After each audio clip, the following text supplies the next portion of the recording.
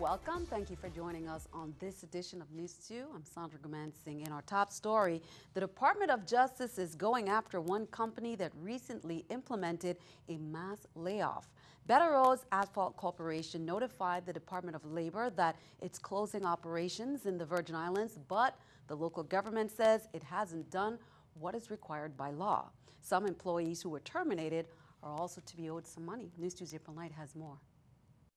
More than 70 people are losing their jobs as a contractor working with the VI government announced a shutdown. According to the VI Labor Department, it received an email from Better Roads, a Puerto Rico-based construction company, on September 20th with an attached letter dated August 30th. Better Roads President Jorge Diaz cited, quote, serious and detrimental economic situation, forcing the company to close within 90 days. But the courts say not so fast. The Superior Court ruling prevents the company from removing any assets from the territory under penalty of contempt. The Attorney General's office alleges that in terminating the more than 70 employees, Better Roads is in violation of the Virgin Islands Plant Closing Act. A situation where you have an employment loss at a single site of employment during any 30-day period involving at least 25 employees. The Labor Department also cited key pieces of information required by VI law that was not included in the Better Roads notice of closure. There are also concerns over the lack of severance pay for the terminated employees and missing wages. The employees who are entitled to severance pay were not given severance pay, and we also have received information that some have not received wages as well, which is separate from the severance pay that they're entitled to. You have to bear in mind that a number of these workers have families to take care of.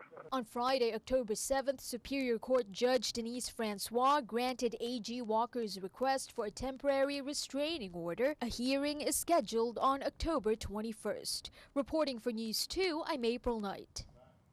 Better Roads has contracts with at least 2 government agencies, including projects with the Department of Public Works for some road work on St. Thomas and the Virgin Islands Port Authority for some road work at the Henry Wilson Airport on St. Croix.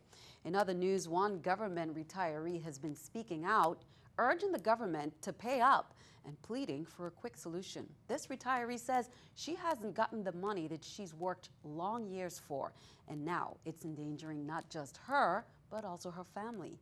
News 2's April Knight has that story. St. Croix Police Sergeant Patricia Stevens retired in December 2015, but she hasn't gotten a single retirement check from the government. I've received nothing. Stevens is only one of the many casualties of the faltering government employees' retirement system. Just on Monday, government retirees staged a protest at the Emancipation Garden on St. Thomas, decrying cuts to their benefits. According to GRS, Tier 1 employees who do not pay as much as the later tiers may get their benefits cut by 30% across the board to keep GRS solvent. Stevens, meanwhile, faces an immediate predicament. I live with my dad. My dad fell and he tore his spinal cord. In February, he's in a wheelchair. Right now, he's in the hospital in Puerto Rico at the VA hospital. But with very little resources to provide for him, Stevens is at a loss. Stevens said she's already scraped the bottom of her bank accounts and is now even relying on her father's accounts to spend for day-to-day expenses. But the money is running out, and both of them could lose their home. His bank account is dwindling down to almost nothing because everything's going out and nothing's coming in. They would really see this man lose his house because of the government and GRS not giving me a check. They are not only jeopardizing me, but they're jeopardizing my father. Stevens' advice? Stop sitting down. If you're not part of the solution, you're part of the problem. And if you ain't standing up with us, you're part of the problem, so you need to hush up. Reporting for News 2, I'm April Knight. And we'll hear about the plight of government employees as it relates to GERS in a later newscast. Turning to the courts, on October 6th, District Court Judge Curtis Gomez sentenced 3 defendants on their convictions for conspiracy to distribute marijuana from Los Angeles, California to St. Thomas, VI. Clarence Griffin, 44, of LA, Robert Brown, 29 of St. Croix, Jamila Felix, 29 of St. Thomas. All three defendants were ordered to forfeit $351,000 to the U.S., which represents the proceeds from the sale of the marijuana. Between July 2012 and December 2013, Griffin and Brown shipped barrels containing at least 700 kilograms but less than 1,000 kilograms of marijuana concealed in chow mein cans from LA to St. Thomas, utilizing a trucking service. Felix later deposited the proceeds into her bank accounts in St. Thomas and subsequently wired the proceeds electronically. Virgin Islands Police Department reminds citizens that vandalism is a criminal offense. Recently, there has been political election signs being tampered with, and the VIPD will enforce the law, they say, to the fullest extent of these malicious acts. Here's more. Vandalism is action involving deliberate destruction of property, defacing, damaging, and graffiti. Police Commissioner Delroy Richards stated the various candidates and their supporters have a constitutional right to voice their opinion, and destroying signs is a clear violation of this right. The police department is urging citizens to report theft or vandalism of political signs or any other signs and banners to call the police department in St. Thomas 340-774-2211, on St. Croix 778-2211, or you can call 911. In some other news, Disney Fantasy canceled its call to St. Thomas at Waiko today, Wednesday, due to the effects from Hurricane Matthew, particularly on Disney's private island, Castaway Cay, located in the Bahamas. The Disney Fantasy was forced to shorten their planned Eastern Caribbean cruise this week. It will now go to the Western Caribbean instead. Future calls are unaffected by this change. Also, we reported yesterday the Allure of the Seas canceled its port of call to St. Thomas Wednesday due to the effects of Tropical Storm Nicole. Virgin Islands Port Authority's Executive Director Carlton Dowell said the ship had been rerouted to avoid the inclement weather at sea. The Allure of the Seas is an Oasis-class vessel owned and operated by Royal Caribbean International. The ship carries up to 6,296 passengers and 2,394 crew. Well, Haiti relief efforts continues Thursday and Friday, 2 to 6 p.m. at Tutu Park Mall. The team says a good turnout today and even over the weekend. Due to the rain and overwhelming success, however, they are calling for more volunteers to help pack the trailers and more boxes, food, water, flashlights, batteries, baby items, and more. It's all needed. The relief effort is a combination of community organizations coming together to include Kappa, Smith Bay, East End Rotary, Sleepy's Trucking, churches, and the community. For monetary donations, you can send it to the Paradise Covenant Ministry. Meanwhile, relief agencies are racing to deliver food, water, hygiene kits, and medical supplies across the island, particularly in the corners of the Southwest Peninsula, which absorbed more of the Category 4 storm's devastation. United Nations has called for $120 million in aid, noting that about 750,000 people in Southwest Haiti alone will need life-saving assistance and protection in the next 3 months. Overall, at least 1.4 million people need assistance, the UN said, and many Haitians have already started burying bodies, which complicates the accuracy of the toll.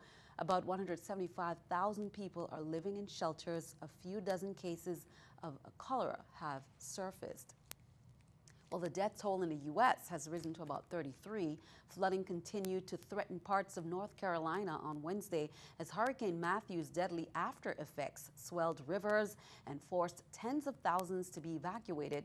The rising waters were being acutely felt in Greenville, where authorities had ordered evacuations for about 1/10 of its 90,000 people.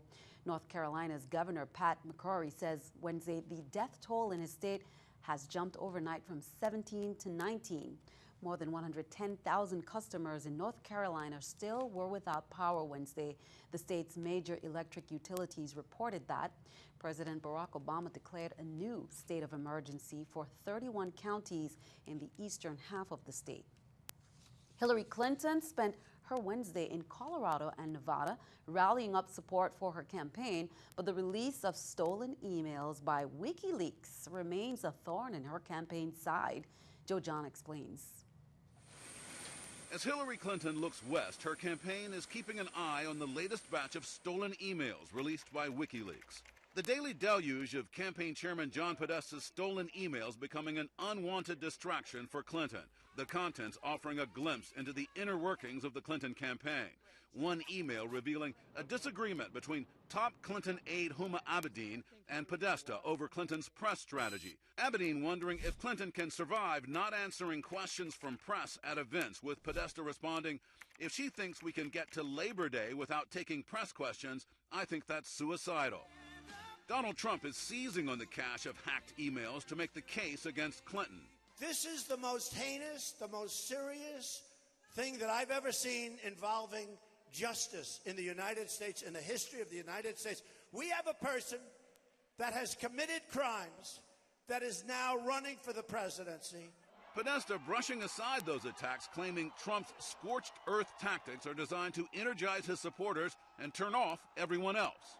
This seems to be their strategy: disgust everyone with the sort of democratic dialogue, so that they won't come out to the polls. Clinton is trying to make sure that doesn't happen, rallying supporters today in Colorado and Nevada. Ahead of her trip, the Clinton campaign releasing this Spanish-language ad featuring a Nevada woman who entered the U.S. illegally with her parents when she was 4. You're going to have a deportation force. Como presidenta, solo Hillary Clinton protegerá a los dreamers y a las familias como las nuestras. In Florida today, a federal judge granted an extension of the state's voter registration deadline due to the effects of Hurricane Matthew, giving the Clinton and Trump campaigns until next Tuesday to register additional voters. Keeping our eye on the economy, let's take a look at the stock market watch at the New York Stock Exchange. According to the numbers there, we can see the Dow up 15, NASDAQ down 7, S&P 500 up 2. Coming up on News 2, many of us saw the movie Spartacus. Andy Whitfield, the star, was fighting not just in the film but in real life with cancer. A local Academy Award-nominated filmmaker produced that film, and it will premiere right here in the VI.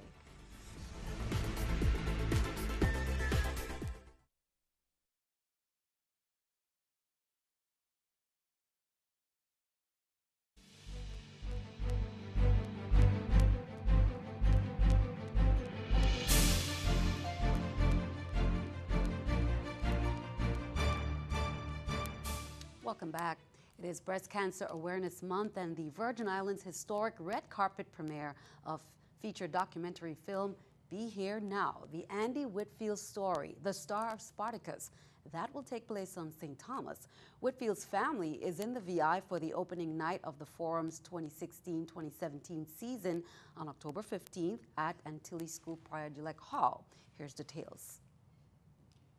Lilibet Foster is an Academy Award-nominated documentary filmmaker.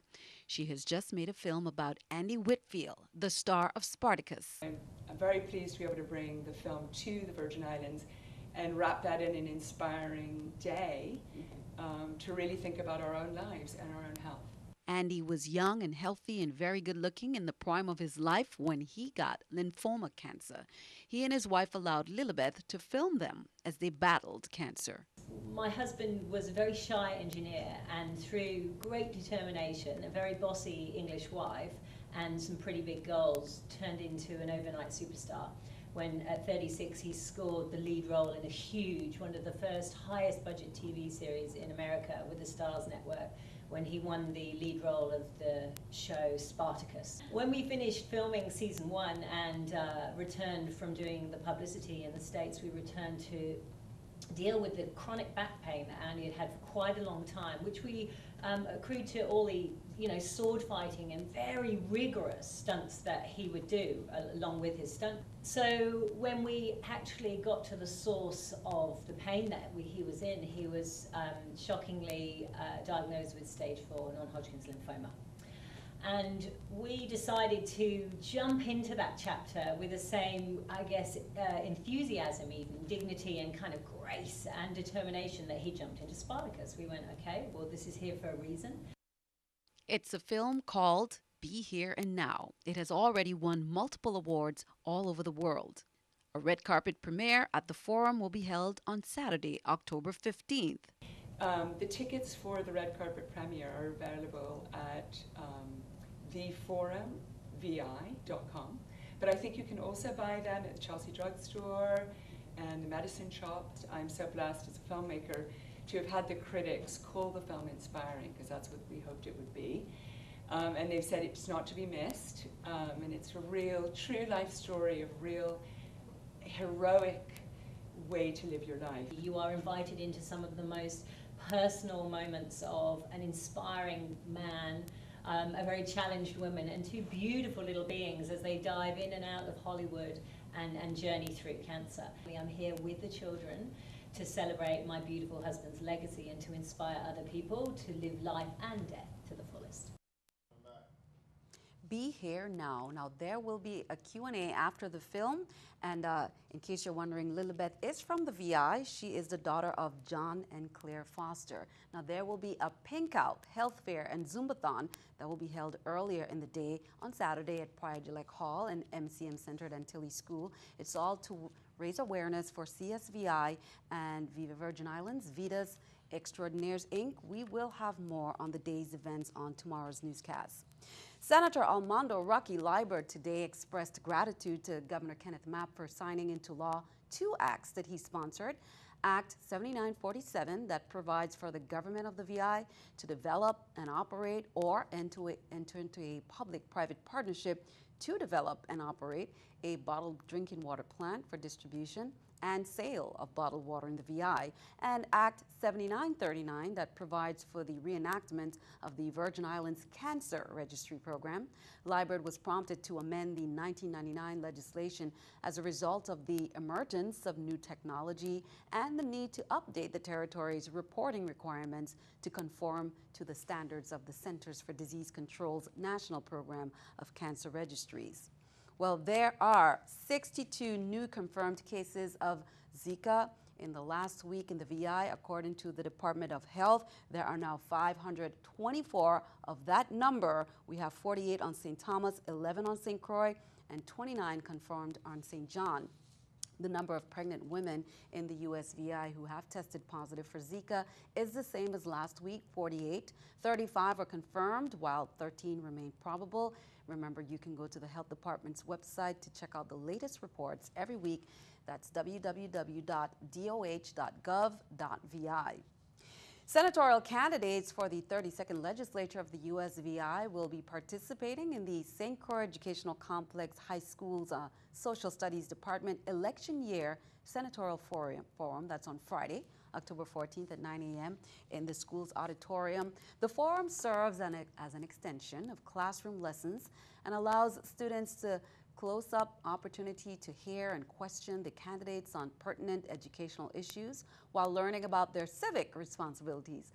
All present senators, along with aspirants, are invited to attend. For more information, you can contact the Assistant Principal, Debbie Colburn Thomas, at 340-778-2036.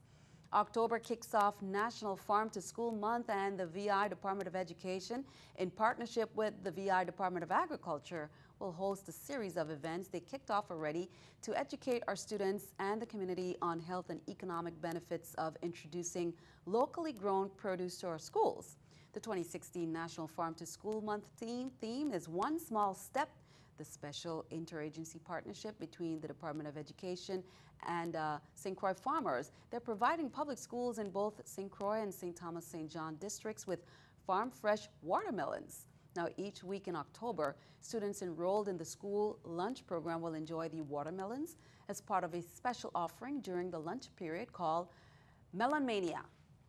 Now, coming up on Monday, October 17th, Farmers Meet and Greet hosted by Virgin Islands Good Food Coalition and Taste of St. Croix at Balter St. Croix, and that's from 5:30 to 7:30 p.m. Wednesday, October 19th, at the Arthur Richards Junior High Schools, they have the poultry farm to sell eggs at the Lorraine Farmers Market. That's from 9:30 a.m. to 1 p.m.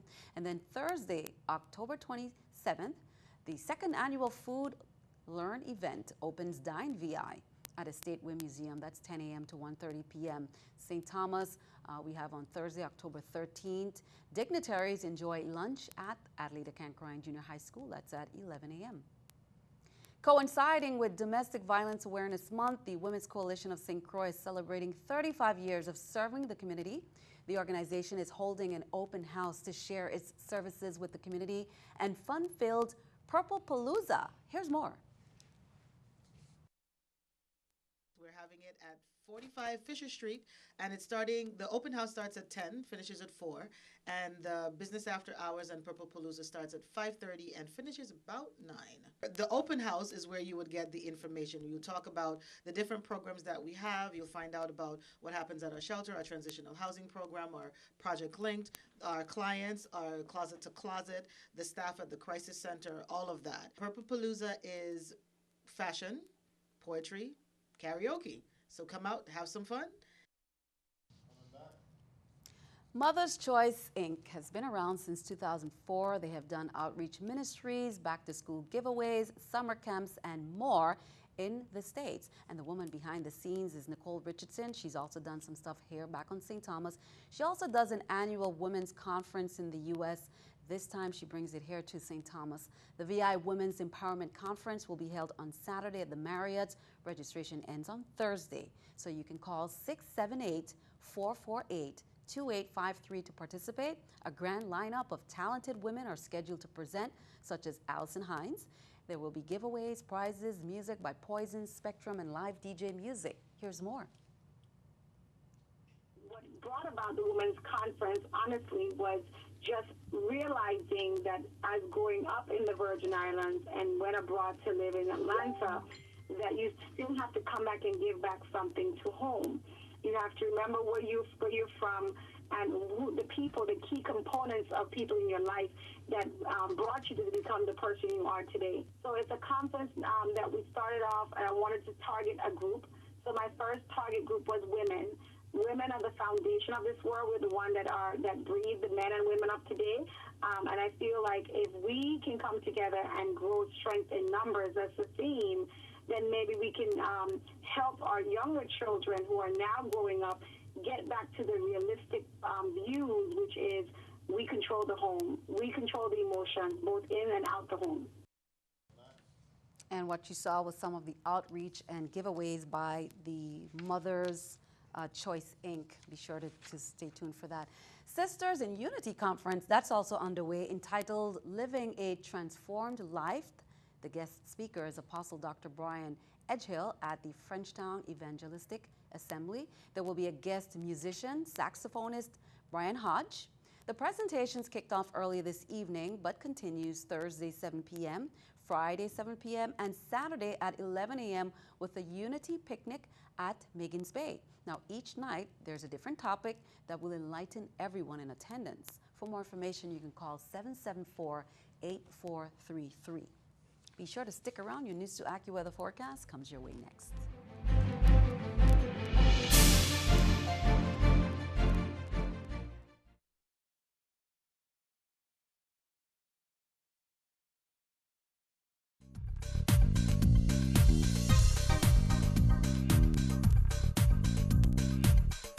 Well, today was much nicer than yesterday. Moisture from Nicole has cut off a little bit, so we didn't see as much in the way of showers.